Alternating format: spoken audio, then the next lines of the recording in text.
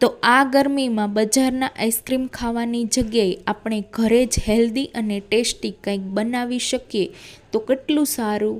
તો આજે આપણે બનાવવાના છીએ ફ્રેશ ફ્રૂટ આઈસ પોપ્સ. આ આઈસ પોપ્સ એકદમ સરળ અને નેચરલ છે. બાળકો હોય કે મોટા બધાને ખૂબ જ ભાવશે.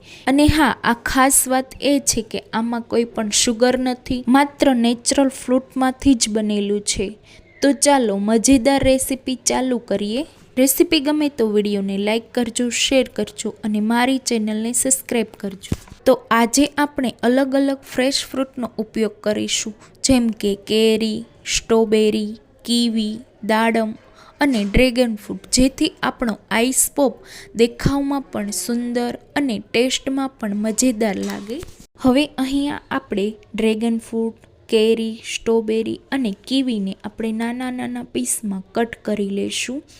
આ બધા જ ફ્રૂટ માત્ર ટેસ્ટી જ નથી પણ આપણા સ્વાસ્થ્ય માટે પણ ખૂબ જ ફાયદાકારક છે. જેમ કે ડ્રેગન ફ્રૂટ એન્ટીઓક્સિડન્ટ હોય છે, તે ઇમ્યુનિટી વધારવામાં ખૂબ જ મદદ કરે છે. અને હા, કેરીમાં તો વિટામિન એ અને સી ભરપૂર માત્રામાં હોય છે, જે તે શરીરને તાકાત આપે છે. સ્ટ્રોબેરી સ્કિન માટે બહુ જ સારી છે અને કીવીમાં વિટામિન સી ભરપૂર માત્રામાં હોય છે, તે શરીરમાં તાજગી આપે છે. તો તમે અહીંયા જોઈ શકો છો, આ રીતે મેં બધા જ ફ્રૂટને કટ કરી લીધા છે. હવે આ બધા જ કટ કરેલા ફ્રૂટને બાઇન્ડિંગ આપવા માટે અહીંયા આપણે નાળિયેર પાણીનો ઉપયોગ કરીશું. નાળિયેર પાણી સંપૂર્ણ રીતે નેચરલ હોય છે, જે આપણા આઈસ પોપને હેલ્ધી બનાવે છે. માટે જ અહીંયા આપણે એક તાજું અને મોટું લીલું નાળિયેર લીધું છે. હવે આપણે એને કાપી તેનું પાણી અલગ કરીશું, જેથી આ નાળિયેર પાણીનો ઉપયોગ આપણે આગળ કરી શકીએ. હવે અહીંયા મેં કેન્ડી બનાવવા માટેનો સિલિકોન મોલ્ડ આવે તે મેં લીધો છે. મોલ્ડમાં આપણે કટ કરેલા ફ્રૂટને એડ કરવાના છે, જેમ કે ડ્રેગન ફ્રૂટ, કેરી, સ્ટ્રોબેરી, દાડમ, કીવી. થોડા થોડા આપણે સ્પ્રિંકલ કરીશું.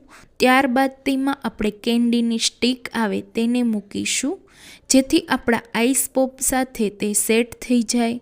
હવે ફરી પાછા આપણે ફ્રૂટને અલગ અલગ રીતે એડ કરીશું. અહીંયા તમે તમારા પસંદ પ્રમાણે ફ્રૂટને લઈ શકો છો. આમાંથી કોઈ પણ ફ્રૂટ તમારે સ્કીપ કરવું હોય તે પણ કરી શકો છો, અને આમાં તમારે ફ્રૂટને એડ કરવું હોય એ પણ એડ કરી શકો છો.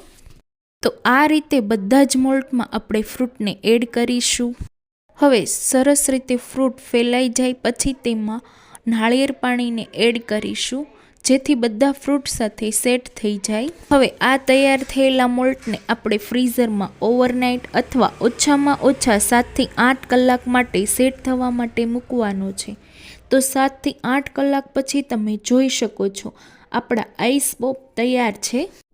તો આ રીતે તાજા હેલ્ધી ટેસ્ટી ફ્રૂટના આઈસ પોપ તૈયાર છે. તમે પણ આ રેસીપીને જરૂર ટ્રાય કરજો અને તમને કેવી લાગી એ મને કોમેન્ટમાં જણાવજો. જો તમને વિડીયો ગમ્યો હોય તો વિડીયોને લાઇક કરજો અને તમારા મિત્ર અને ફેમિલી સાથે શેર કરજો. આવી જ સ્વાદિષ્ટ અને હેલ્ધી રેસીપી જોવા માટે મારી ચેનલને સબસ્ક્રાઈબ કરજો. તો થેન્ક્સ ફોર વોચિંગ.